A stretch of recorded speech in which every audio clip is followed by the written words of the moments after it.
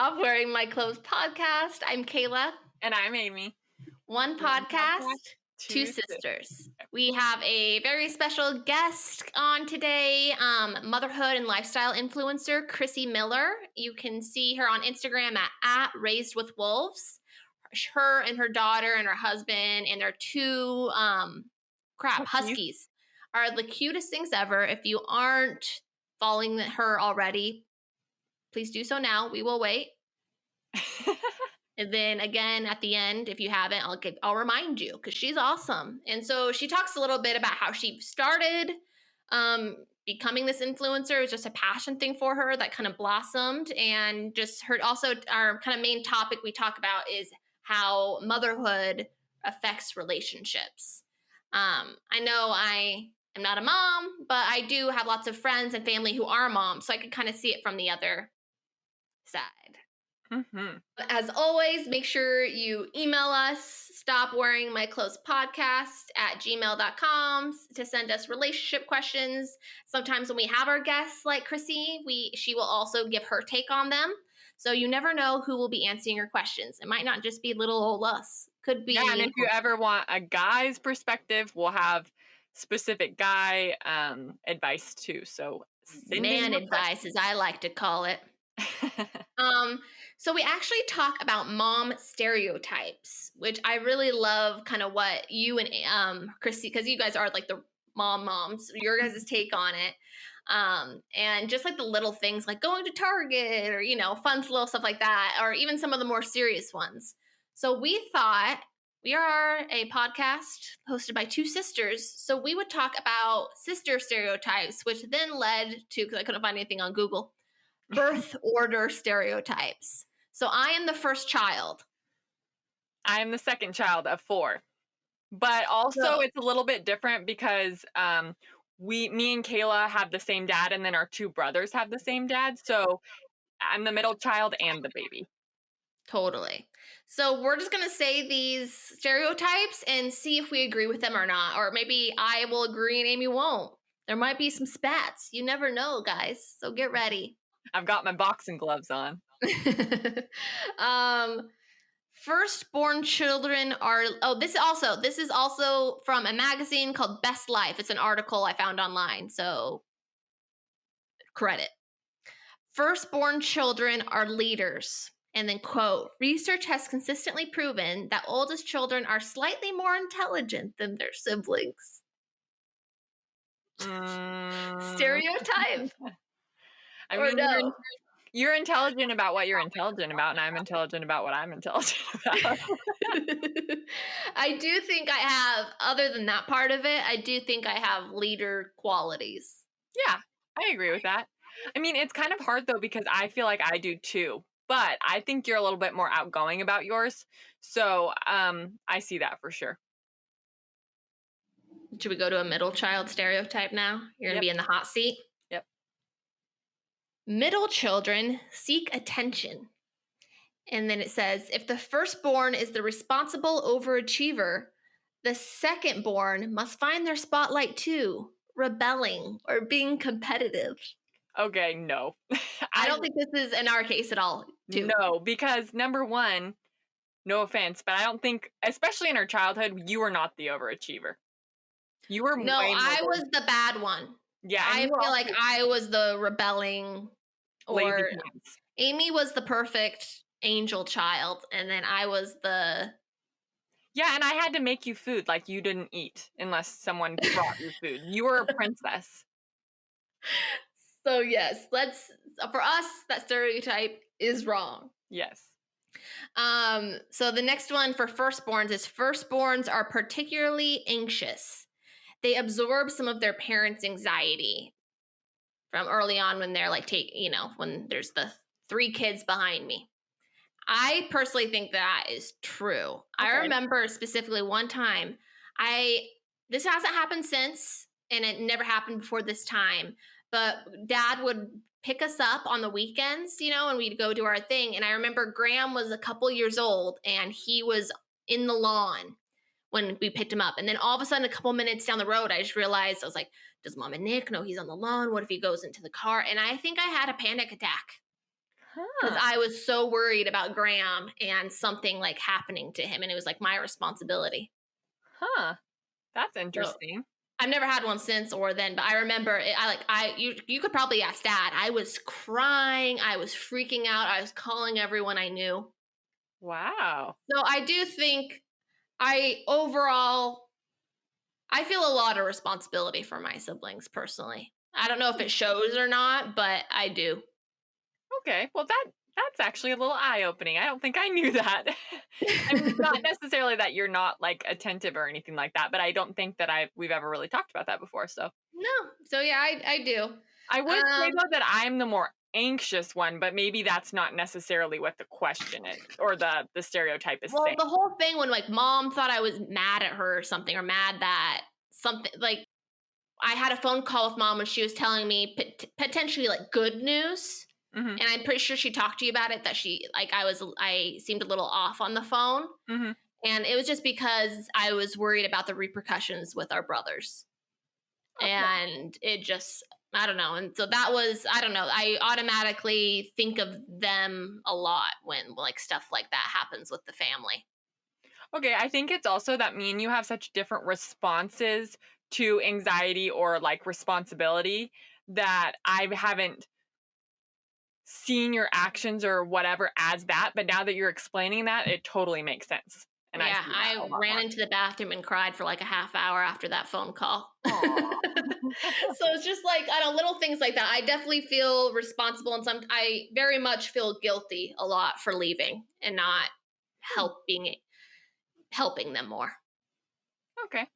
Yeah. All That right, moving stereotype. on. Yeah. Middle. Oh wait, are we on middle? Yeah. Yeah. Middle children are neglected. Middle children are expected to not be the baby anymore once a new baby comes along, yet they don't get the attention for achievement or the attention for being youthful. They essentially get the short end of the stick. Hmm. So Do you feel like that at all? I will say, which I've talked about this on a previous episode, I believe.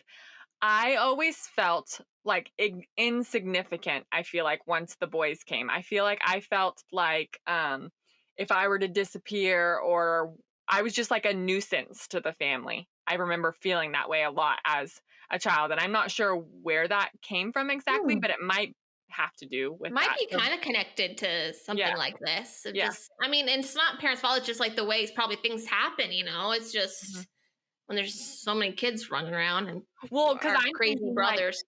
yeah, and right now, having a baby, they're freaking a lot. They're a lot. I can't imagine having another baby that I have to give my full attention to at the same time. So I think because another thing for you guys to know, we are 6 years apart from, or I'm 6 years apart from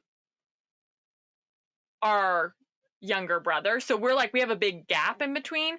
So I think we were able to kind of take care of ourselves. So maybe I felt like we weren't getting as much attention because they had a baby and then they had like a 6-year-old. So, I didn't need as much attention. Yeah. Mhm. I'm 8 years from Graham, 10 years from Evan. Yeah. So weird. I It's know. like a lifetime. I know. Hmm. So yeah, I mean, so it seems like maybe not this stereotype. Yeah. Let's see here. Firstborns seek approval. Firstborns tend to put a lot of pressure on themselves, craving approval from their parents. No? So the weird thing is when I read this, I was like, "Oh yeah, first," until I went to the parents part. No offense, sorry, but I had seek zero approval from my parents. But I do from other authoritative people in my life. I need to hear that I'm doing a good job. I needed to like bosses and stuff like that. I learned that it's something I actually like crave. Hmm. Okay. So, I mean, yes and no then. I think it kind of fits. It just Yeah. depends on what you're thinking exactly. But yeah. Middle children are people pleasers, Ooh, yeah. peacemakers, and try to make everyone happy. Yes. I thought this one is the most spot on for you. Yeah, and I will say like even especially in like fights as a I guess I was a teenager when the boys started to be like more like in fights, and I feel like I was always the one in the middle trying to parent or fix whatever the issue was. And I put that on myself a lot. So yeah. Yep. Firstborns are controlling. They are threatened when siblings enter the picture, which leads them to take control and ensure that they aren't dethroned. They consider themselves more responsible and organized than their other siblings. You tell me. I think I can be controlling in work-ish type things, like this podcast that I very much care about, and I have certain things that I want to happen and stuff like that. I can get a little, and then same like at work, I'm extremely organized and I have a system, and if someone fucks with that system, I freak out a little bit. Mm-hmm. I'm in a responsible way. I'm a great employee. But so I actually think I am, like, in my work life or career passion project life, yes. In my personal life, no. Yeah. Okay, so let's first say Kayla always wanted to be an only child, and I ruined that for her. So literally, she hated me and she bit me when I was a baby. I didn't know that. Yes, you bit me hard. Well, actually, I'm going to go into firstborns again just because this connects it to it. Firstborns are jealous. They suddenly are thrust into sharing with their other siblings. Yep, you are not about it. And so the name of our podcast is Stop Wearing My Clothes. This is a perfect time to talk about that. She would never let me borrow her freaking clothes. So I would sneak into her bedroom and take it anyway. Yep. And then the name of this podcast was born 15 years later. Other than that, I don't think I'm jealous though. Yeah. No, I'm much more of a jealous person than you are. Yeah. Okay, last one. Middle children are more emotional. The lack of parental support can lead them to be more emotionally expressive because they need to get that, like, that's how they're heard. Yes. I think so too. Oh, that might be the more reason, because we've talked about, like, I can cry on a dime now and you're less like that, but maybe you just needed it more then, and I didn't. Because, I mean, my emotions, I feel like, were out of control when I was a child. Like, I would cry all the time, and I would just get I was very sensitive. Very, very sensitive, for sure. Mm-hmm. And I'm not sensitive at all. Mm-mm. You're sensitive in your own way, though, I would say, but it has to be the right thing. Yeah, I can see that. Yeah. So, if any of you guys relate to any of these, we'd love to hear, like, your sibling, like, stories or, like, anything like that. That'd be fun to hear. After this therapy session, we're about to get in the episode. So, hope you enjoy. All right, so we have our guest, Chrissie Miller, here with us today, a.k.a. at Raised with Wolves, a.k.a. Motherhood Extraordinaire, Oil Queen. Oh, you guys. And she's here to talk with us today about motherhood, and not just kind of general, but more about how it affects your relationships. Mm-hmm. Obviously, I'm not a mom. Well, I'm a cat mom. But I have had friends, and family, and my sister just had a baby a year ago. So I kind of see it from the other perspective of how maybe my relationships with those people have potentially changed. So just so you guys know, I'm not automatically think I'm a mom now, but I've still got things to say. So Amy, do you want to get it started with our cues? Yeah. So how long have you been a motherhood influencer? So it's a funny story. I actually never planned on becoming a motherhood influencer. I don't know if anyone ever does. I think what happened was I just started an Instagram account because I really liked photography and photos and sharing my life. And as my life progressed into my stages of motherhood, so did like my account. And it completely happened by accident. I was just meeting new moms and, people that were in the same stage of life as me. I don't have that many people that are in the same stage of life as me in my real world, in my real life.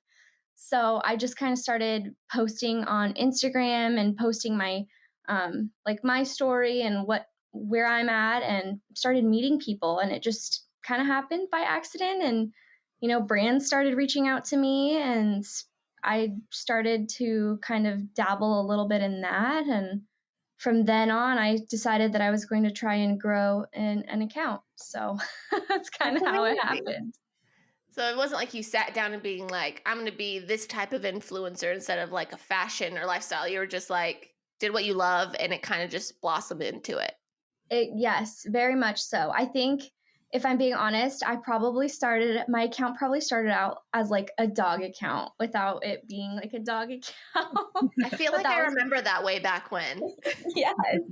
Yes, it was definitely my personal page. Like, it was never meant to be a page of like a dog page specifically or a motherhood page specifically. It was always my personal page. And a lot of my followers come from like my high school days or my personal life. And that's exactly how it was. And I just would post like whatever my life was about at that time. And for the longest time, my life was just about my dog and hiking. And that's all I did. And so I started kind of growing my account based on the fact that I just loved taking photos and sharing like what I've been doing with the world. And it kind of progressed from there. And when I got pregnant, it changed because my life was changing, and it just attracted new people. And yeah, never thought the word influencer is always a fun word, but I never thought I would be like in the influencing community.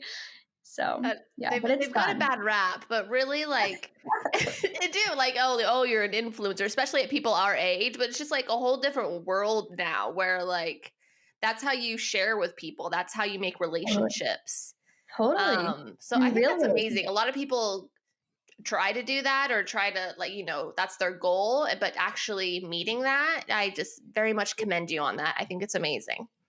Thank you. I will say that like once I figured out that this is a life, and I do this because yes, I love the relationships. I love the relationships. Like, my motherhood journey, I is so much more fulfilled because I have my community of moms. And I mean, they're not just like Instagram friends. Like, I meet them in real life. Like, there's so many moms that I have met in real life that I love, and we talk every single day.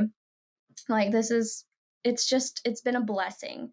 But I think I started the intent of growing my account when I started getting brand deals.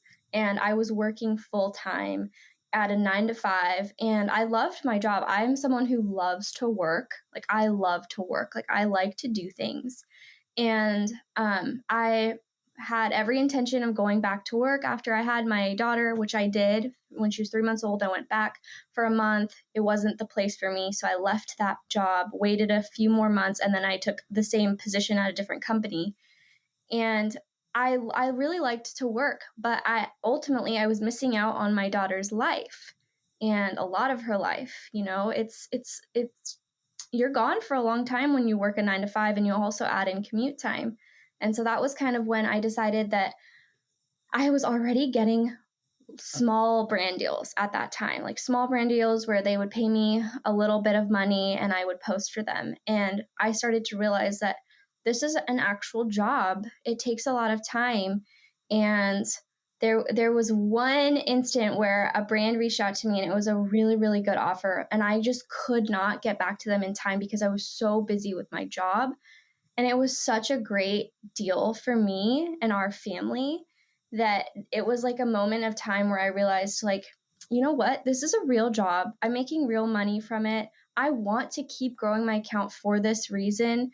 And I can be home with my daughter. And that was when I decided, like, I'm going to go full force and grow an account versus just have an account that I love, and I love sharing my life, which I absolutely do that too. I love sharing my life and I love the connections I've made. But I mean, I don't think you could fault anyone for wanting to stay at home with your kid, you know? No, not at all. And I'll go So, back to kind of the working at home versus going back to work thing. But I did want an elephant in the room.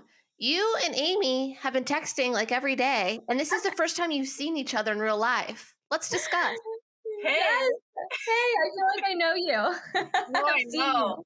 you. No, I actually want to say, like, you are my freaking inspiration. I feel like I wouldn't have even ever tried to grow my Instagram if it wasn't for you. You literally just texted me one day and you were like, hey, have you ever thought about doing this? And I was like, well, no, but maybe I should. I feel like influencers, they do get like a bad name, or you don't want people to like make fun of you for trying, I guess. Totally. Yeah. And so Totally. it's crazy because I felt more encouragement from you than I felt from like people I've been friends with for years. So it's been really awesome. And I'm so excited because we are going to meet someday. I know it. Yes. We're planning the pumpkin patch thing, right? We're going to make that happen. Yeah. It'd be so cool to get together. But you're absolutely right. Putting yourself out there is hard. Putting yourself out there, letting go of the judgment when you're starting out in the influencing community is hard. Yeah. Putting your face on stories, talking in stories, getting over that hump is hard because you know what? There will be people out there who like roll their eyes, who kind of make fun of you when you're getting up on your feet, you know?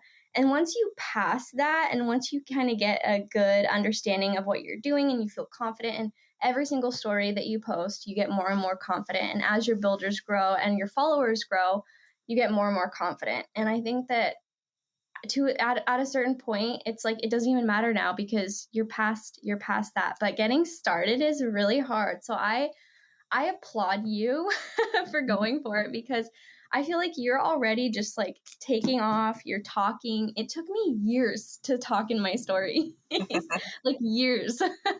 So she literally sends them to me before she posts. She's like, is this embarrassing? Or I make her go watch them and then I'm like, should I delete it? You got to tell me, should I delete it? No, I don't never. think I've ever told you how you delete it. All of them have been great. But like direct to camera stories, talking to your phone.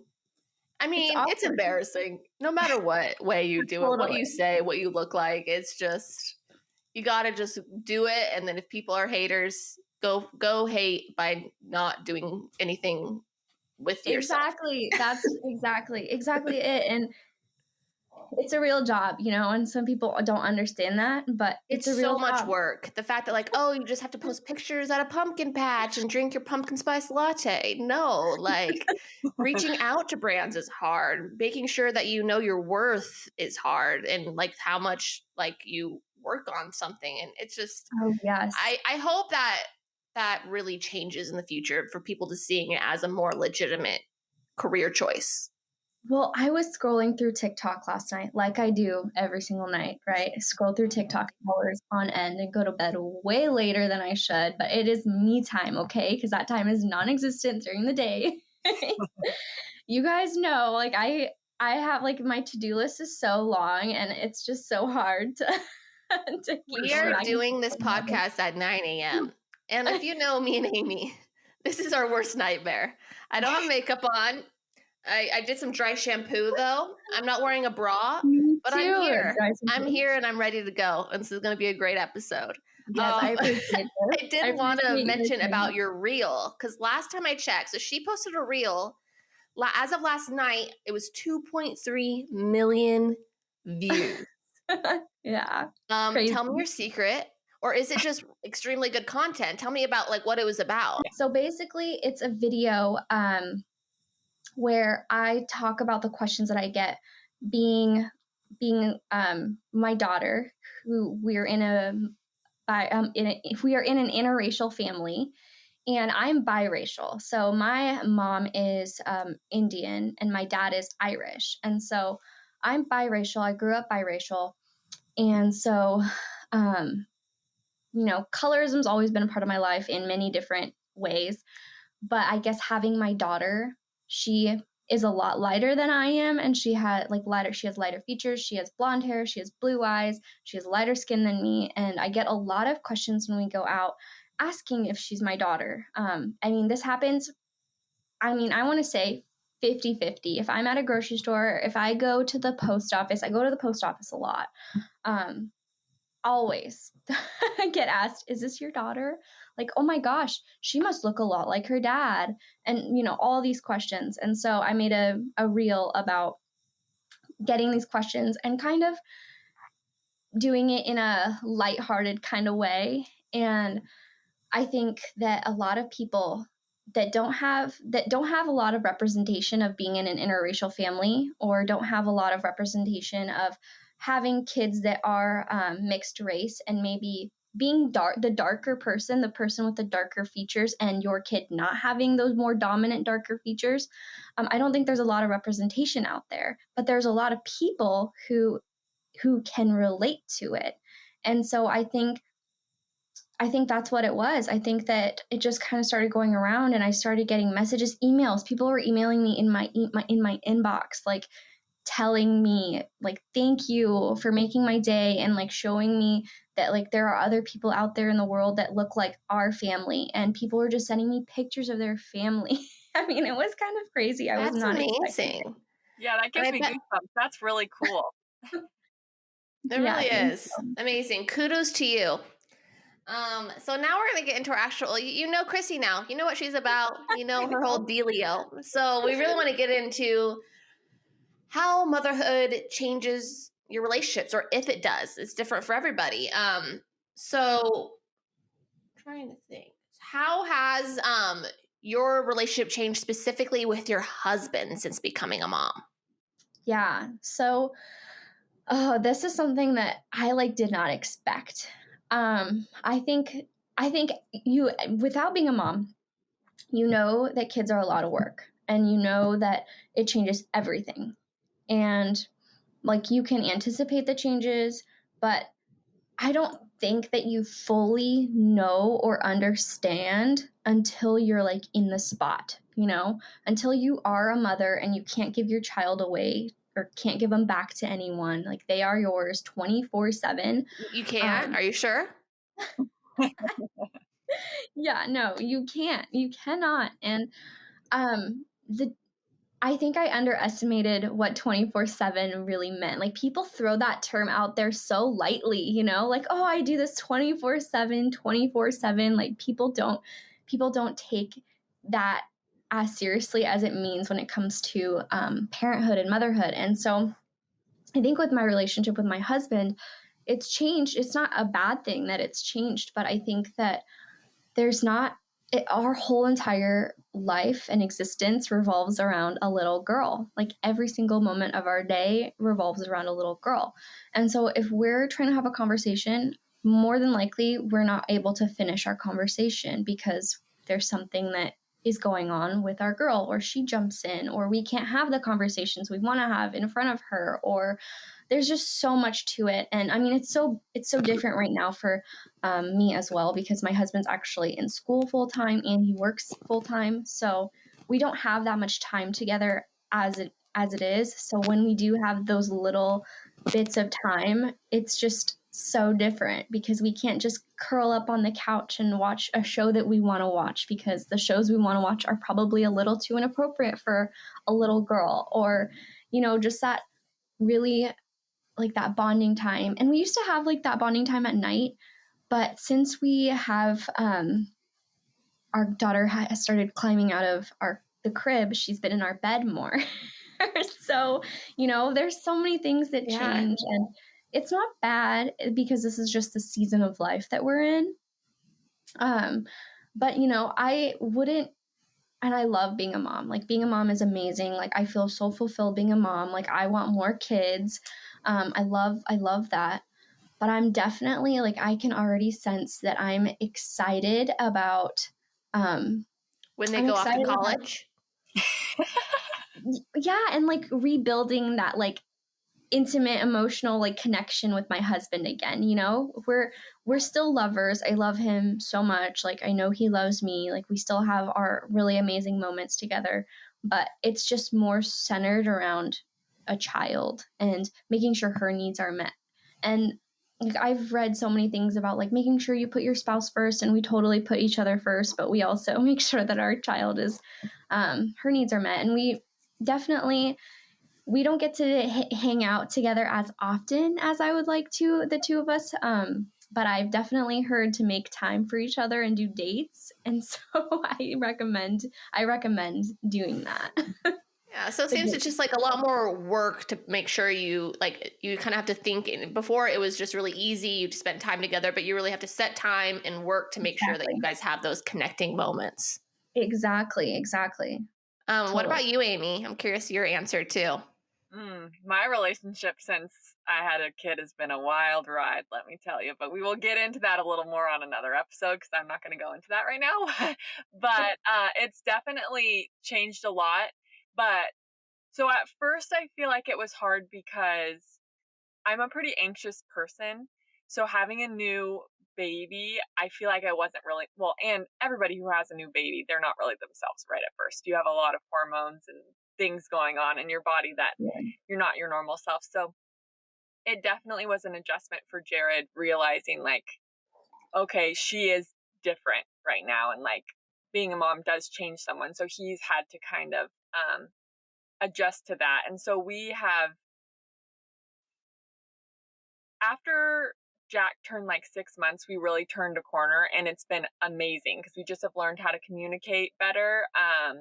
We've learned how to parent together better because I feel like I was getting irritated with Totally. him. Like, you're not doing it the way I want you to do it. Totally. Yeah. So, it's changed, but now we're in such a better place that like really I wouldn't have it any other way. And we're really lucky because we do get every single night at 8 o'clock, put Jack to sleep, and we get like date night every night. So I know it's not going to last forever, but I at least have that right now. And it's been really awesome. And Yeah. kind of No, that's maneuver into awesome. like the positive things. Like, I'm going to go back to my cat mom because that's my experience, but just like watching like Marcus and how he like dotes on the cat and makes sure they're all okay and takes care of them. I love him more than anything in the entire world, like way more than before we got our cats. Response. What's the best thing that's changed with your guys' relationships after having kids? Either one can start, Chrissy or Amy. Um, I think that it's a beautiful thing to watch someone that you love on, the little human that you made together. I think that that's a really amazing thing. I love watching my husband be a dad. He's such a good dad, and he just seeing their bond together, I love my own dad. I love him so much, but he wasn't really there growing up throughout my life. And so I guess you always want what you didn't have for your kids, For sure. And so I don't know, just getting to experience that again as an adult, but watching it happen with your own child is so beautiful. And,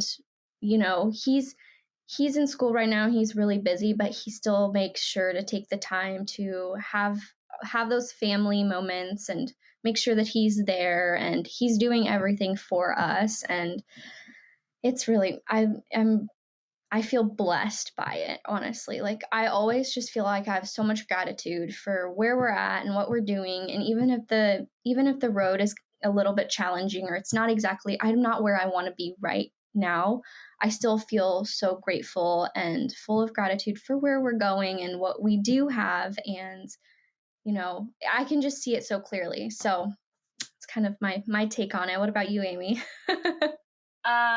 So Jared is super into nature and always has been. He's always telling me like, look at the stars, look at the trees and the way they rustle and just like all that kind of Long story short, he's a nerd. He's an extremely embarrassing person. Okay, continue. So literally from the day that we left the hospital, Jared would take little Jack and take his teeny little hands and have him touch the leaves on the trees and Oh just my like gosh, I love that. and walk around outside and like do all those things. So it's really been so cool to see him be a dad and it's so fun. And I'm just so excited for the future to all the little hikes they're gonna go on together. Like it's just fun for sure. Oh Seeing yeah. your spouse like love your baby is just the coolest thing. Yes, and their interests, like rubbing off or trying to get them to rub their interests off on them. I totally feel that. Andrew's like a total, like an actual nerd, like a total actual nerd. Like he collects keyboards, like he likes to talk about like coding on like Python and JavaScript and all the other things and like making macros on Excel and like that's what he likes to do. And so totally. He gets so excited anytime Suri comes into his office. This is his office. It's also our guest room. But anytime Suri comes in here, he's like, oh, look at this keyboard. Look at all the different lights that this keyboard can have and all the colors. And Suri, do you want daddy to build you a computer? Yeah, I totally get it. I totally get it. Well, I have a question because I know people wanting to have kids, not wanting to have kids, all options I completely respect. And I'm just curious, have you always wanted to have kids, or going into the marriage when you met? Oh my God, I'm blank. I know your husband's name. What's your husband's name? Andrew. Thank you. I'm sorry, I totally blanked. Like, going into the marriage or relationship with Andrew, is it something you always talked about with having kids? Or like, tell me kind of that motherhood journey a little bit of. Yeah. So I always knew I wanted to have kids. Like I was always obsessed with little kids. I was the girl that like had a million dolls, and all my dolls had to come with me everywhere. I mean, my poor mother, like we would have to load them up into the car when we went grocery shopping. I'd have to take out my stroller, put them in my stroller, like stroll them around in the grocery store. Like this was me growing up. So I always knew I wanted to be a mom. I loved little kids, and my mom like had a daycare when I was little, so loved to help out as much as I could there. I coached gymnastics in college, so I was always around little kids. And then I think when I went off to and started doing like my professional work, I feel like I started getting nervous because I wasn't around kids very often, and I feel like I lost like my nurturing side. And so when I got pregnant, um, it was Can I ask not you a question? planned. Yeah, Was it planned? it was not planned. So I think Andrew was way more ready than I was when we found out. Interesting. He was like, all right, like heck yeah, I'm gonna be a dad. Like this is gonna be so fun. And I was like stuck in this. Like I had planned that we were going to wait a few years. Like I was super into my job. I like was climbing the ladder at my job. I didn't know if I like had that nurturing side, and it was it was different. I don't know. I don't know if it was like the hormones that made me kind of change my outlook on it, or if it was just because it didn't go as I planned. But I always knew I wanted to be a mom. Just I didn't know if it was going to come as natural to me as I had hoped that it would. So How long were you guys married at that point? So we were married. So we were in our first year of marriage when we found out we were pregnant. So First year marriage is already kind of like you're already experiencing so many new things. That's a lot. Yeah. So we had her on our, like we had her close to our second anniversary. So I actually had Jack right after our first wedding anniversary. Okay. So, but it was planned. And now They're crazy. Yeah, okay, and I love Jack more than anything. I love being a mom, all that kind of stuff. But I do think that probably should have waited a little longer. I just have always wanted to be a mom, and I just got the baby fever, and then it just came hard. Totally. And you know what? I remember having the baby fever always. Like I always remember, even when we got married, like I had the baby fever. Yeah. And I think it was just more so we both had plans for like where we wanted to be with our lives before we had kids that was kind of keeping us from not having kids. But I'm really, really happy with the way that it happened, because I like my whole life changed, you know, like I left that corporate world that I thought I was going to like go super high in. And like this life is so much better for me and what I want. And like it totally changed everything. So I'm really glad it went the way that it went, but it's definitely life changing. Yeah, and I think a lot of people say like, well, just wait until you're ready. I personally don't know that people are ever actually ready. So I think it just happens, and then you just go with it, and it and it works out. Well, you never like I am a firm believer that you don't know what it's like to have children until you have children. Like you can think that you know, or that you can like you can plan as much as possible, but nothing will prepare you for it until it's just there and you have it and you have to figure it out. Like you just don't know. I mean, and I thought I knew. Like I nannied all of my high school like life. Like I thought I knew, but yeah, I had my I have my master's degree in early childhood, so like I should really know, but it's still a lot. Yeah, if anyone should know, it should be you. It's different. It's so different when it's your kid and you have the kid and they're there with you 24/7. It's so different. Like you can't plan for it. Like you can think you know how to plan for it, but it's not going to be, I don't know. And sometimes the more you plan, the harder it is because it's not ever going to go towards your plan. Exactly. So you might as well just kind of embrace it for what it is and just roll with it. Exactly. Yeah. Exactly. So my story, I saw a picture of an English bulldog and I'm like, I want a pet. And so then me and Marcus went to Petco and we're like, what would we need to buy if we got a dog? And then that's when I passed the cats that needed to get adopted at Petco. And I was like, okay, we could do an English bulldog, but we would have to like buy it. It wouldn't be rescuing and all these things. Like, we could just go to the rescue shelter right now and get a cat. And that's when I met Dwight, my first child. And his name was Tony at the rescue shelter. And he was all the way at the top where I couldn't even see. Oh, and so I saw that there's a cat up there. And I told the lady, I was like, you can't even see that cat. Can I see him? And he was all roughed up. He had patches of hair missing. No one wanted him. And I'm like, you're my son now. And so that's my story. Okay. Is this the cat? Did you get this cat in Bellingham? Yeah. Mm-hmm. Okay. I remember this. I feel like I remember this. Dude, I know it's silly. I am making light of having a cat, but it's truly changed my life. Like I've never had a mothering bone in my body in my entire life. I'm still like having kids. I'm super up in the air still. And before I never wanted to get married. I never wanted to have kids, anything. Mm-hmm. That little cat, just looking into his eye, I could only imagine what it's like if it's your human.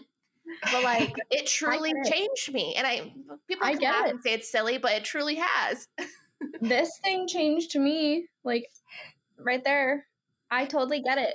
Like it's her dog, by the way. Yeah, if for people listening to audio. It's my dog. Yeah, she's always here. She's always around. But totally, it's being a pet parent is a lot of work. And you know what? Some people like don't like to make the comparison. I am happy to make the comparison and just flat out say makes me happy. Having a dog is harder than having a kid sometimes, I swear. Like it's different, right? It's different, but my dogs are really demanding. So sometimes I have to look at huskies. Like I'm not gonna lie, huskies versus cats, there's a serious difference on the level of work there. But I think we became pet parents like at a really similar time. Like it was both while we were at Charlotte Russe, right? We both worked in retail at Charlotte Russe together. Yes. Yeah, it was pretty. I remember talking about our animals. Kayla was my manager, guys, too. So it was fun. I was in retail for 8 years. How crazy is that? It is crazy. My first job was retail. Happy to be out, but I learned a lot. Honestly, it was great skills. Great skills. Like people you work with, like I have so many people from all different, I have so many jobs, people who know me, I've had like 20 million, but I have like these super special relationships I've made from each one. Oh, totally. Same here. I mean, there's definitely like, I feel like those were phases in my life. And sometimes like friends, they come and go with the phases that you're in your life.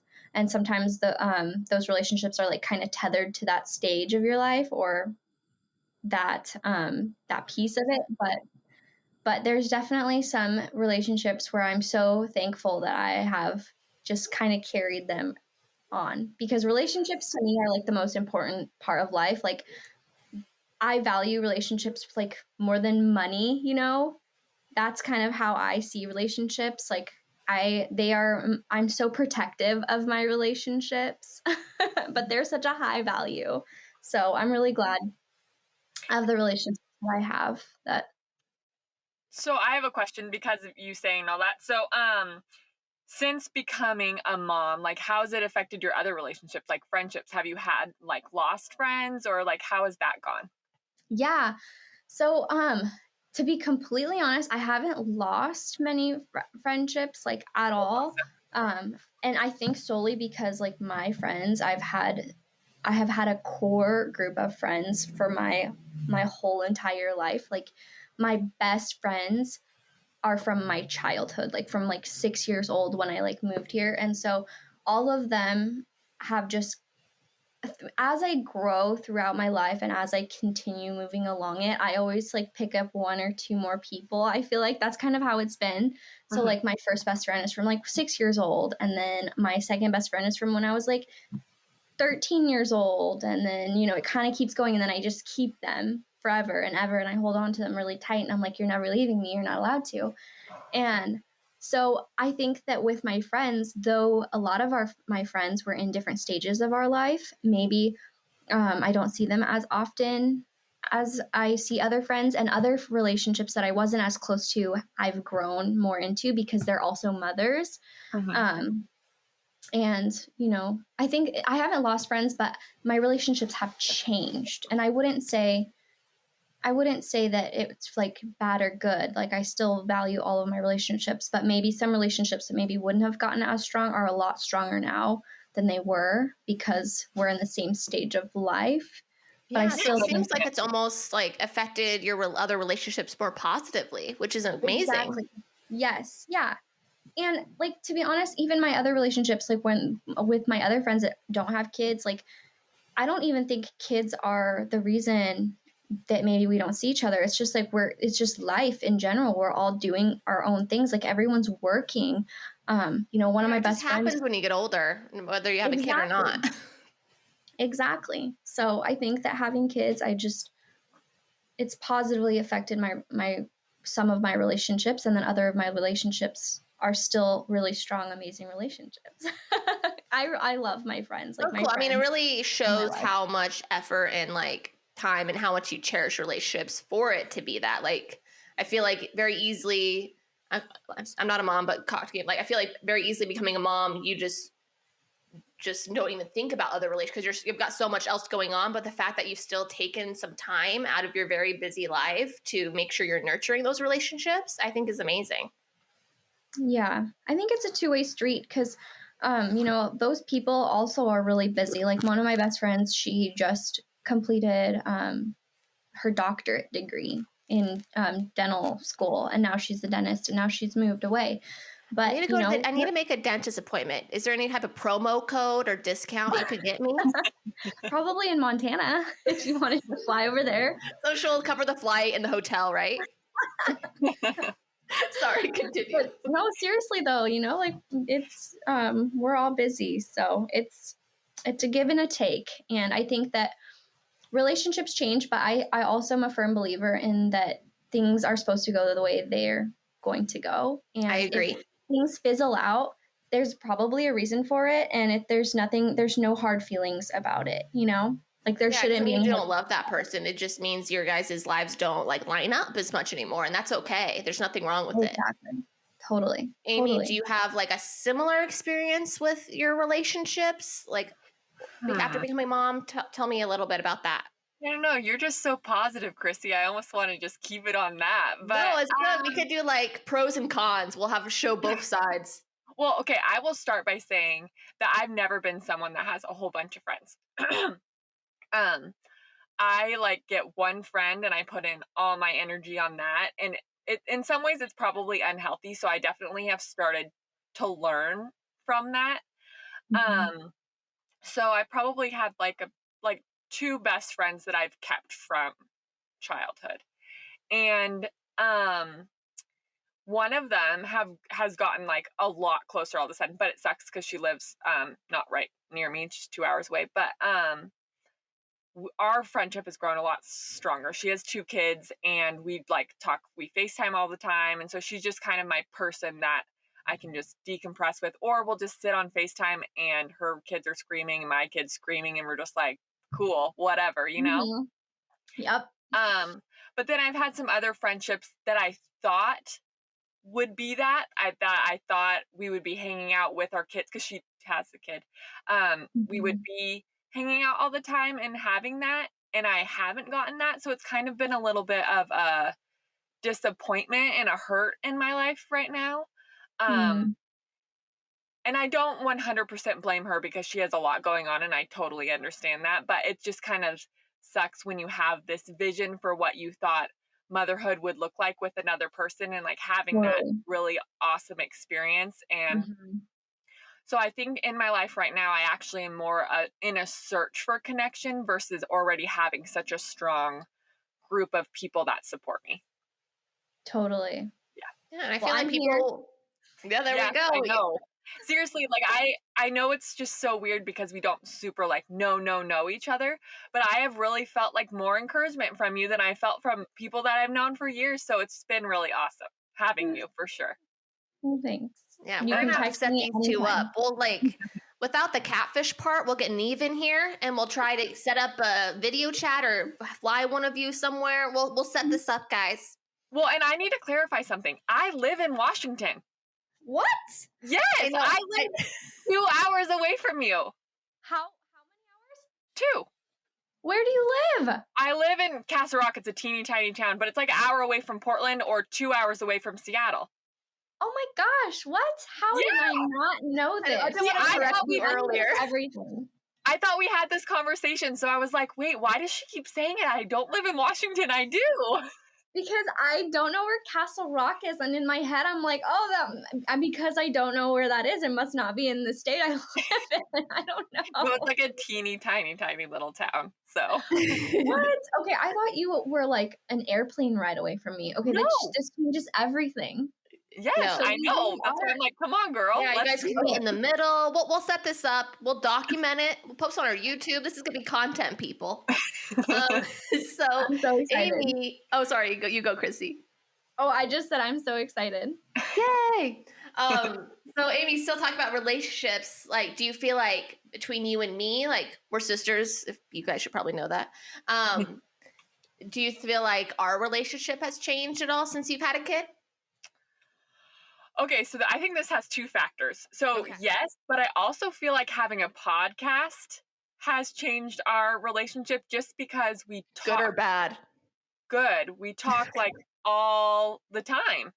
I mean, we would text and stuff like that before, but now we like literally are talking on here like all the time, or we're planning, or we're texting. Like it's just more of like talking all the time, which I think has grown our friendship, relationship, whatever. I don't know. I'm surprised. I thought I annoyed you because, no joke, without her responding, you could just scroll and it's just me sending her ideas. And but so That relationship definitely though, does annoy me sometimes. Just oh, saying. I know. I'll try to get better. But about like you having Jack, do you feel like that's affected our relationship at all? Well, okay, I will say I love watching you with Jack. I just wish you were closer. I think that's the know. biggest thing that just sucks, and it makes me like, meh. Because I love your watching your relationship with Jack, and I feel like if you were here, it would just be so much better. I would Yeah. just love it. 100%. Like Jack's my number one guy. Like I don't have kids myself. He's my first like nephew, or really anyone Mhm. who's been really, really. I mean, I've had close friends who have kids, but just something's different when it's like your blood. And holy crap, I could probably, last episode I said I could cry just looking at my cat. I could probably cry just looking at Jack of how much I love him. So Oh. I know maybe one day we'll live in the same town. We'll see what, not same town. I'll never live in Castle Rock, but same driving distance. I'll be in Portland. Awesome. Yeah, Okay. I feel like my relationship with Mom has also gotten a lot stronger because she's just noticed my that. go-to. Like we go to Target together, we'll go out to lunch, we'll like whatever. Anytime I'm bored or have nothing to do, like she's always just like there. So kind of where I thought that would be my friends, it's kind of just became my mom. So she's like my best friend. So I'm kind of her competition. If I move back, yeah, watch out. I'm replacing her in those Target trips. It's kind of a neat thing, that relationship with your mom when you become a mom, because you start to kind of realize what it means to be a mom and what it meant for your mom to like raise you as a kid. Like you're now in her role and your son is now in your role. And like that's all you knew while you were growing up until you had your son, and now it's like it's changed. So I don't know, I think the same way. Like I oftentimes think about like what I did as a kid, what Suri's doing now, and then how my mom handled things and just like bonding with her. Like I'll always text her and be like, oh my gosh, I know what you meant by this now. Yeah. You know, so. Yeah, it's really, it's a cool experience. It's like just creating like a new little facet in your relationship with your mom. It's fun. Mm-hmm. Totally. So that is the end of segment 1. Okay, so we're going to talk about biggest pet peeves, stereotypes within motherhood. My number 1 would be like, you just can't do anything once you have kids. I hate it when people say that. It drives me up the wall. Mm-hmm. So I feel like when I was pregnant, everybody's like, well, just enjoy your adventures now, because, soon you're not going to be able to do any of that, or enjoy whatever it is. And I have made a point in my head, like, I am not going to have that attitude in motherhood. Like, I want Jack to experience life and, like, experience me and Jared's joy with us. Like, we love going on hikes. We love traveling. We love going out to eat. Like, we like to go do stuff. We like to stay home too, but we're like more doers than we are just like sit around. Totally. And I'm not going to say that this is always going to be this, because I know that it gets harder, or like different phases of Jack's life might be harder to go do stuff. But I also feel like just because it's a little harder doesn't mean it's not worth it, because in a lot of ways it's even more fun, because you're like, yeah, you're like experiencing the first times with your baby, like doing all these amazing things. And I also think it really helps them learn like how to behave in these situations, because if you never take them anywhere, then once you do, they're going to be like, what in the heck, how am I supposed to act, and like go kind of nuts. That's just my opinion, but yeah, normal life. Like you want them to experience what normal life is to you, and that's a normal way of living. That might not be someone else's normal way of living, but that's what you guys like to do, and you can totally do it. So I totally am with you on that. That was something that always bugged me when Suri was little, because I just strap her up on me and we would go, and it was no big deal. And I would do it by myself, we just go around. Yeah. I feel like I get overwhelmed more now though, because she does not like being on me, and I have the 2 dogs, and I don't know what it is, but I feel so guilty going on a hike or doing something outdoorsy without my dogs. Like I just feel so guilty about it. Like it eats at me to the point where I'm like, I don't even know if I can do this. Well, especially huskies, they have a lot of energy, right? And you that's a big part of like, taking care of them. Totally. But I totally feel you on that. I like 100%. And I think that it is so amazing to like watch you. I love watching. Like you probably know this because I'm obsessed, and I tell you how amazing it is that you do all these things with Jack, because like these are just memories that you're making with him, and he's not just sitting around at home doing the same thing all the time, which is fine if that's what's happening in other people's lives. But it is really cool to see you go on mountains and go to different state parks and go camping and rent a van. Like what? I need to do this. So fun. It's so fun. It's so fun to watch too, because like I also agree with you that is a stereotype, and I actually think it's a stereotype that a lot of people do live in. Like a lot of people do feel that way, and because they do feel that way, they don't do these things. So it's refreshing to see someone actually break that stereotype and do it, Yeah, and I think it's also it's easy to see why people do just want to stay home too, because it can be kind of intimidating to go out with your kid when they're screaming or they're doing something that maybe is embarrassing, I guess. I don't know if everybody feels this way, but I get kind of embarrassed sometimes when Jack just like starts screaming in a restaurant or something. Yeah. But I've just tried to really just be like, he's just a baby. Like, totally. Even if people don't understand, like, there's nothing, it's not, you can't do anything. Yeah, it's going to happen. And if this is the way I want my life to go, then I just need to learn to be okay with it. Like, it is what it is. Yeah, I completely agree. I think it's so easy. And I think this is like one of my stereotypes that I was going to talk about. And it's not even a real stereotype, but it's so easy, I think, for people to be like, oh, my kids wouldn't scream in a restaurant, or my kids wouldn't act that way, or I would handle this better. But I think the truth of the matter is that kids are their own people. Like, they are their own individual people. And like, I understand if people haven't had kids and they say those things, like, you're always a perfect parent before you're a parent. But it always shocks me when people who are parents say that their child would like behave better, because I'm like, well, I don't know. I don't want to get into the psychological aspects of it, because we love psychological aspects, so please do if you want. But I mean, like, what is that really teaching your child? I mean, I think it's a recipe for disaster, and a lot of baggage the kid is going to have to go through and unload when they're older, when they're not allowed to be themselves, when they're constantly told to tame themselves, and just all of the things that go with that. I think that it's unhealthy, and there's a better way to deal with it. And like, yes, of course you want your kid to be like well behaved, but kids are their own people, and it has nothing to do with the parent. Like, the same parent can have multiple kids, and their kids will just have different temperaments, different personalities, just different everything. So that's something that I absolutely cannot stand in the motherhood culture, and just like the society, like our society's culture in general. Because I don't even think it has to do with motherhood in general. It's just like everyone's perspective on how to raise a kid and how to control a kid, I guess. I really love that. I'm not a mom, but I completely agree with you.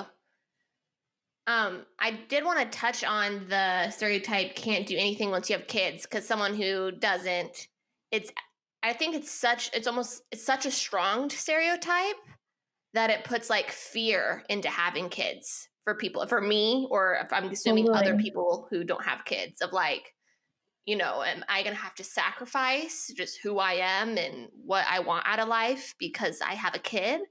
And so when I see people like you and Amy, and I think you guys posted even reels about this, of like all the fun adventures you guys go on with your kids, I think it's really making a difference, not only, for other moms, but people who, maybe aren't sure if they want to be moms yet, or, are kind of in that kind of mind space of figuring out what they want in life. So that's kind of where I'm at on that.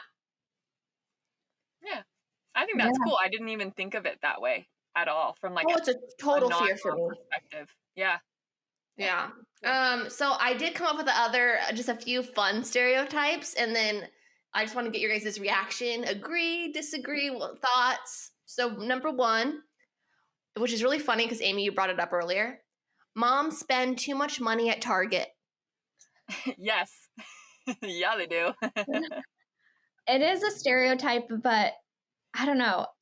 It's funny. Like, yes, I do that too. That is me. But I don't know if I like the stereotype. Like, I don't know if I like the whole, like, oh, we're going on a Target date. Like, I don't know if I like that. But I think it's also a woman thing too, of like women, only go out and shop and spend all their man's money and crap like that. It gives me that type of feel. Yeah. But no, I mean, at the same time, it's kind of true. It is true. Like when you say that, like, yes, I do like going to Target, and I do like I get something that I shouldn't get every single time I go to Target. Like, yes. Those $3 bins. I go crazy. Yes, and there's always like fun stuff in there for kids too. So yeah, I get it. It is a stereotype, but I don't like that it is. Understood. All right. Stereotype number 2, moms hide from their kids in the bathroom. Thoughts? Have you ever hid from your child in the bathroom? I don't think that I'm there yet. I definitely, I have had to hold my pee for a very, very long time because I couldn't have the chance to go to the bathroom. That was definitely a thing, but I'm afraid to go into the bathroom and leave Jack out. I don't know what he'll do. Yeah, I'm kind of with Amy on that. I think that I'm not there yet. I think when Suri's a little older, if I have more kids, then I'll definitely hide in the bathroom. But to be completely honest, there's not a lot of time where I can just leave Surrey. So when I do go to the bathroom, it's only 30 seconds later that she's there with me. So, you know, I mean, it's like that for anything. If I go and try and get the dishes done, or try and make her breakfast, or try and go to the bathroom, it's not long after that she's right there waiting for me, coming into the bathroom, closing the door, telling me that she also has to go to the bathroom because I have to go to the bathroom. So there's no hiding. See, kind of how his eyes thought of it when I think about the stereotype is that you not necessarily just like locking yourself in the bathroom and just hiding out in there, but more of like you sit down, you're peeing, you maybe stopped peeing, but you find yourself still sitting down, and just you take just that extra few minutes of like, okay, I'm gonna go outside now. Is that all in my head? Has that ever happened? I think it'll definitely happen at some point when the kids are older, but like there's just no time. If she didn't come into the bathroom right away, absolutely I would do that. But Gotcha. So I have a mom confession on this one. Yeah, but hopefully no one shames me on this because it's actually kind of a bad story. Yesterday, so I'm watching a 2.5-year-old now on Wednesdays and Fridays. And so he was over. Will his mother get mad at this? No, because he did it to my child. So okay. But it's fine. It's okay. Just let me say it. I'm like, I'm just gonna get lunch ready real quick, put it on the table, and everything will be fine, because he was sitting and watching TV, and Jack was just kind of like standing, holding on to the couch. I'm like, nothing's gonna happen. I mean, they're both little. Like, what are they gonna do to each other? I don't know. So it was like literally 1 minute, and I hear a loud thud, and then Jack's blood curdling scream, and I'm like, and nothing like this has ever happened yet, like at all. So I walk in there, and Jack's on the ground screaming, and then the other boy is going, I'm sorry. I'm like, what? I stayed very calm because I'm like, I don't want to freak him out. I was like, what happened? And it ended up, he had picked him up onto the couch, and he fell off the couch. Oh no. I know. That's the first time anything. So now I know. Don't leave two kids that you're not sure what they're going to do together in a room. Or be okay with the fact that things like that happen. So yes, things like that happen. And you know what? Like you were saying, you don't want to get mom shamed for it. But here's the thing. Things like that do happen. They're just not talked about, or they're not like recorded. But things like that happen. And so I can't stand people who like would even think to mom shame, because it's like, okay, hello, perfect parent. Like maybe that's not meaning to happen. Maybe you don't mean for that to happen, but things like that happen. It just does. And it doesn't mean you're a bad mom. You know? Yep. So nice little bruise right here on his head, but we're good. I mean, he only cried for like 30 seconds, and then he was smiling. I called my mom. I'm like, do I need to do something? He's okay now. He's like smiling and playing. I don't know what to do, but he's been fine. Yeah. He's like, no, you guys fell and hit your head all the time, and you guys are fine. All right, next one. Up. Moms love wine. I think that's just a stereotype. I think people who like wine. People that don't like wine don't like wine. Yeah, I agree with that. Agreed. All right, moving on. We nipped that in the butt. All right, last one. Moms keep snacks in their purse. Yes. Yep. Absolutely. Well, all right. It's a unified answer. Love it. All right. So let's see. Get my papers all situated. We have this is a shorter game.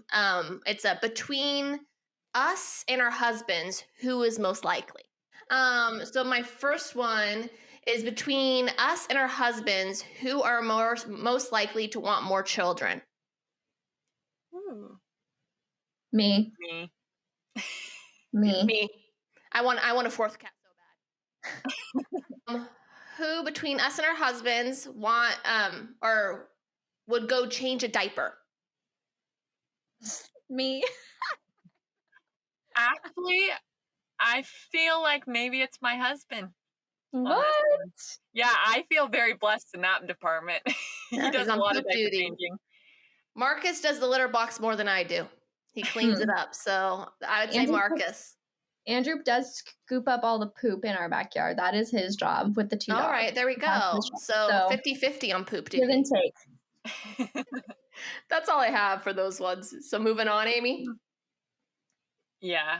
Yeah. Well, mine was like, I was just thinking more like, which one are you more likely to do? Mom edition would be like, are you more likely to research everything or just wing it? I was curious on Chrissie's take on this one. Oh, honestly, I think I do a little bit of research, but mostly I'm just winging things. Yeah. I think that that's kind of my style. Like I don't stress out too much about things. But there are some instances where I'm like, okay, I should probably look online, but I also don't believe everything that I see online to be the best. So I wing it for the most part and use my intuition. Yeah. Well, because I started off being more of a researcher, but then there's so many conflicting things and Absolutely. just too much information out there almost that now I'm like, okay, you Yes, can I for the agree. most part make good decisions for your child without knowing everything. I mean, some things, like you said, you should look up if you really don't know, but most of the time you can make decisions. Totally. And you're doing what you're going to do what's best for your kid, right? So Yeah. Yeah, if the goal is, I mean, which it should be for everyone, hopefully, when you have a good heart being a mom, like you're always going to be trying to do the best. You're not going to try to screw up your kids. So totally. Okay, that's all I got now. Relationship advice time. So Christy posted on her stories asking for questions and just relationship advice questions, motherhood, obviously relationships. I already said that. Family, friends, partner. And so we're going to just do a couple of those. So one that we got from @SallyHarrison was, what is your ideal relationship? So it's a little bit of a broad question. I don't know which type of relationship this is. Does anything come up for anybody of something they either look for in a partner or look for in friendships?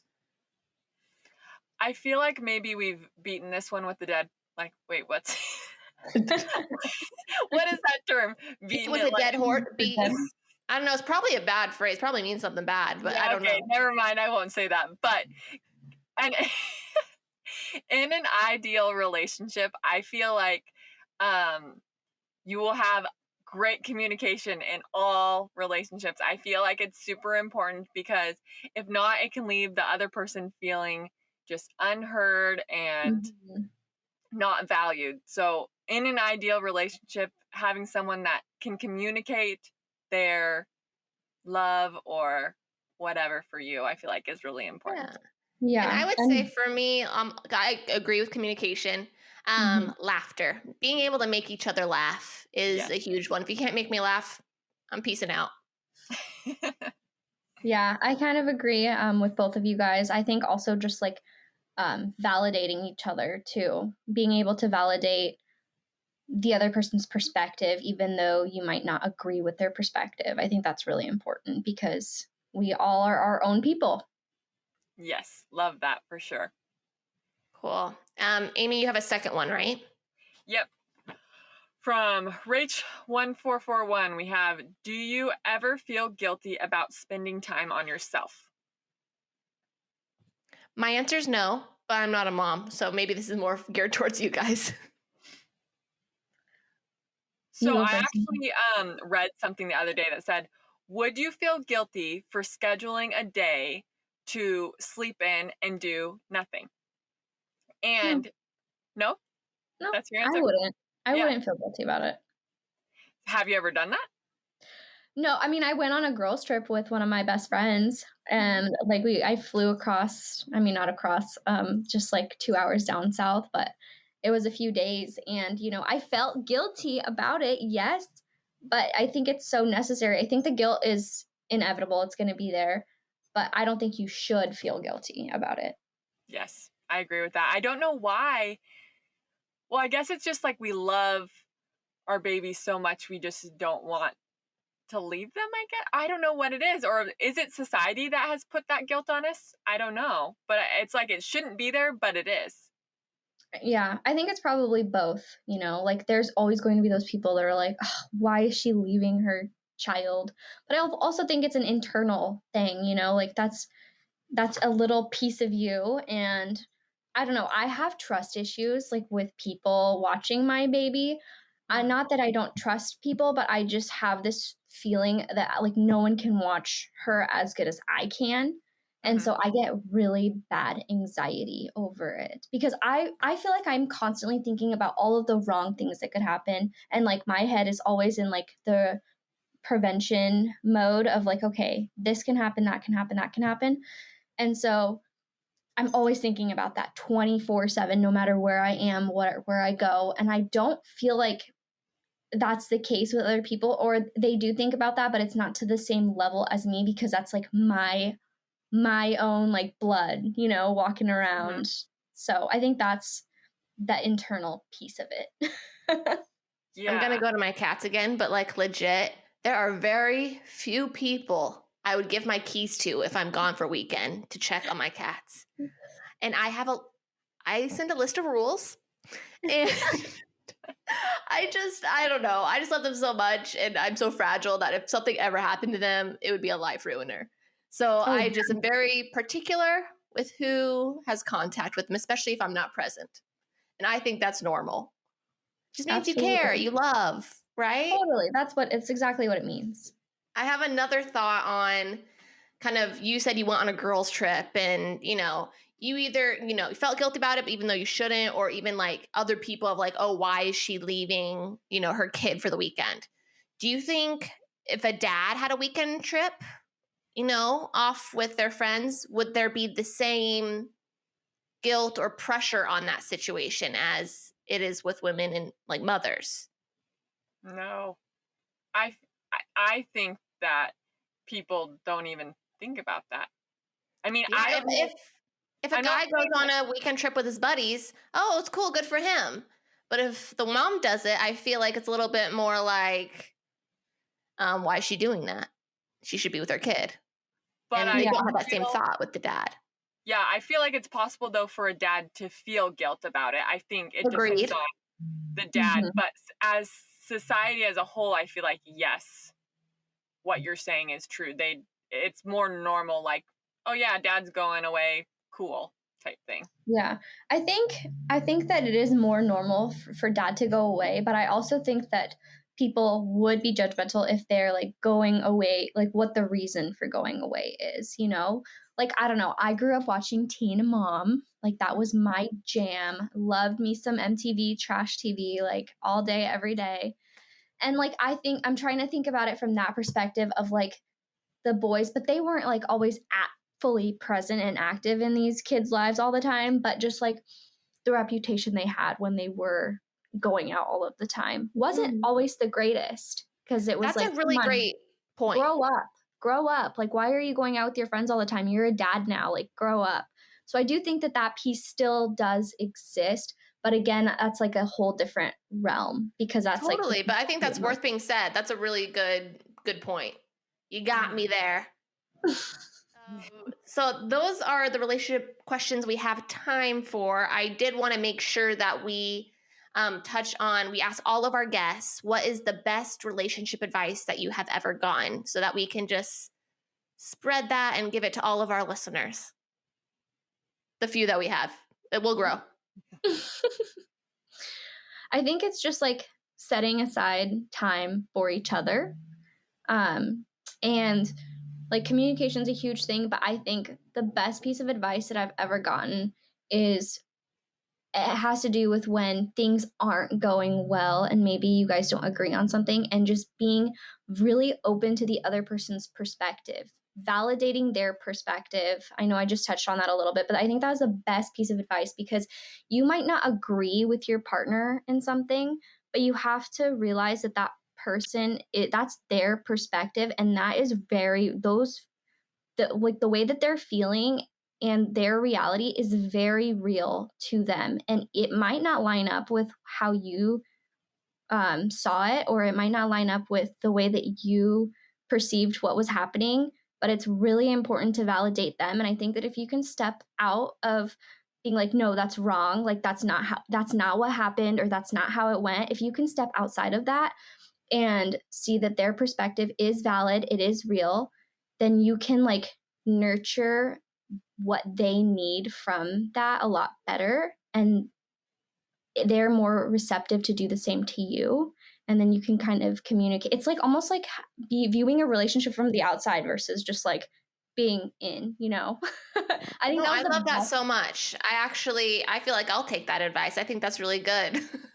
Yeah, that was the best piece of advice I've ever gotten, because it's just made everything so much easier. Like if we ever have a conflict, it's just made it so much easier to deal with it. Yeah, Jared and I kind of just started to learn that. He would tell me how he was feeling and I would kind of just shut it down versus validating. Even if I still didn't agree, I should have at least made him feel like he was heard, because then he just like didn't ever want to tell me how he felt, and then that really does not work at all. So yeah, that's really great advice. Exactly. It kind of closes that two-way conversation to just that one, and then that issue never gets resolved, and then it's just like either swept under the rug, or it's just an issue that continues to happen. And so Oh, I think that's it. We're done. I do want to make sure we plug in. If you enjoyed this and you want more from Chrissie, this is where you can find her. Do you want to give them all your IG information and all of that? Yes. So I'm at Raised with Wolves on Instagram, and I'm at Freebird Oils over on Instagram for more natural living, health, wellness type stuff. Amazing. And then Amy, oh, sorry, Amy, were you saying something? I just said, awesome. And then also Amy does have an Instagram she's very active on. If you're watching, more interested in like the motherhood aspects of what we've been talking about, she also has some great takes. So Amy, what's your Instagram? AMYYY Neiman, NEIMAN. Awesome. So follow I'm both taking of it them. after Jared. We spell out our Instagram names. You remember when Jared did that? If you watch episode 2, it's Jared's ridiculous giving us his Instagram. He has 3. He listed them all out. He spelled them out twice to make sure we didn't miss it. He really wanted people to find him. So I'll also be putting Chrissie as well as Amy's Instagram and all of our bios and everything that goes along with this episode. So please make sure you give them a follow. I'm currently locked out of my IG personally, but we'll have to talk that separately. Yeah, if you DM me, I'm not getting it. It's been 2 weeks. I'm livid. Oh, that's so frustrating. So, but yeah, I hope you enjoyed, and thank you guys so much, and thank you specifically, Chrissie, again for coming on. Having me. Seriously, thank you so much for having me. I also enjoyed being able to talk with you guys. Do you like my new glasses? Yes, I love them. They look really pretty. They match your hair good, I feel like, because they're just like lighter, but then your hair's dark. I got pink glasses and purple hair, people. Watch out. Watch out. These podcasts, who knows what I'll ask now. You thought with brown hair I was crazy? Just you wait. Yeah, next thing you know, you're going to see little Pinky over here. I'm really excited. And maybe we'll have to do like a podcast photo shoot with our hair. Yes. Okay, so we hope that you enjoyed that episode. We loved having Chrissie on. Reminder, follow her Instagram, and she has a TikTok. I don't know if she talks about that, but does she really? Go see it. Yeah. Okay, I'm gonna follow her. I'm gonna follow her right now. Continue telling them what to do. Please listen to our podcast. That's not what I was meant to say, but please listen to it. And then leave a review and rate it on Apple Podcasts. You can also watch it on any other streaming podcast service that you like to listen on, and YouTube as well. Followed. Awesome. We have TikTok. We have Instagram. We have Twitter. We have Reddit. Follow us on all of it. We really try to keep up and doing fun content. And you might even see a giveaway coming up soon. It's in the works. Yes, we're excited about that. That's going to be fun. And email us at stopwearingmyclothespodcast@gmail.com with any relationship advice questions, please, or really any sort of feedback, any questions, if you want to be a guest, hit us up. We would love to like hear your ideas. We're down for anything. So we really want this show to be about you guys. Like we want to talk about what you want us to talk about, answer the questions that you want us to answer, and just like let you in on our lives and our experiences. So please continue to listen, and we're super excited.